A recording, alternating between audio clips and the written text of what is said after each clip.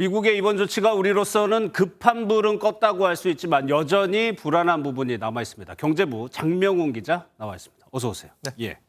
전기차에서 가장 중요한 부품이 배터리입니다. 일단은 공정은 바꿀 필요가 없다. 이건 다행인데 네. 북미에서 최종적으로 조립을 해야 된다. 이 규정은 그대로 살아 있는 거잖아요. 예, 맞습니다. 북미 최종 조립 규정에 추가 조항이 달리지 않을까 이런 기대가 있었지만 바뀐 건 없었습니다. 아무래도 미국 내수와 일자리에 직결되는 문제다 보니 협상의 여지는 없었던 것 같고요. 앞서 리포트에 나온 보조금 규정을 충족하더라도 미국, 캐나다 그리고 멕시코 등 북미 지역에서 조립된 게 아니면 제외됩니다. 예, 보조금이 한 1,000만 원 정도 된다고 하는데 그러니까 우리나라에서 만들어가지고 미국으로 보내는 완성차 같은 경우에는 이 보조금을 못 받는다는 얘기죠. 네, 그렇습니다. 일반 소비자에게 판매되는 전기차는 한 푼도 받을 수가 없고요. 반면 렌탈이나 리스 같은 상업용 전기차는 별다른 조건 없이 보조금이 지급이 됩니다.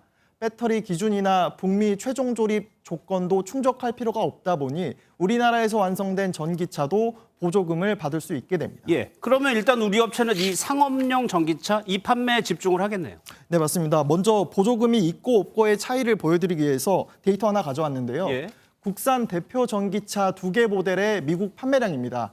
지난해 8월 인플레이션 감축법 시행 전후를 비교하면 반토막이 났습니다. 이렇기 때문에 보조금을 받을 수 있는 상업용 전기차에 집중해야 하는 게 맞고요.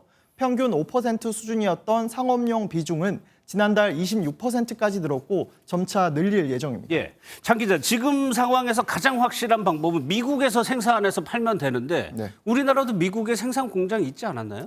현 시점으로 보면 일단 미국 엘라베마주에 생산 공장이 있긴 한데요. 예. 이게 원래 내연기관 차를 만들던 공장에 전기차 생산 라인을 추가해 지난 2월부터 전기차를 생산하고 있습니다. 당연히 생산량이 충분치 않은 상황이고요. 현대차 그룹이 미국 조지아주에 약 6조 원을 투자해 짓고 있는 전기차 생산 공장이 중요합니다.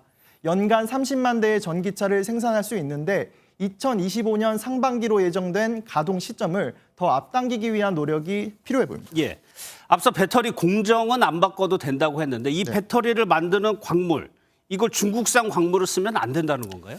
네, 일단 인플레이션 감축법 일부를 발췌해 왔는데요. 예. 함께 보시죠. 2025년부터 외국 우려단체에서 추출, 처리된 광물은 포함할 수 없다는 내용이 있습니다. 외국 우려단체가 어딘지 콕 집어서 특정하진 않았지만 미중 관계를 고려하면 중국 기업이 상당수 포함될 것으로 예상되고 있습니다. 문제는 보시는 것처럼 배터리 제조에 필요한 광물의 중국 의존도가 꽤 높은 만큼 인도네시아 등 다른 공급망을 확보해야 합니다.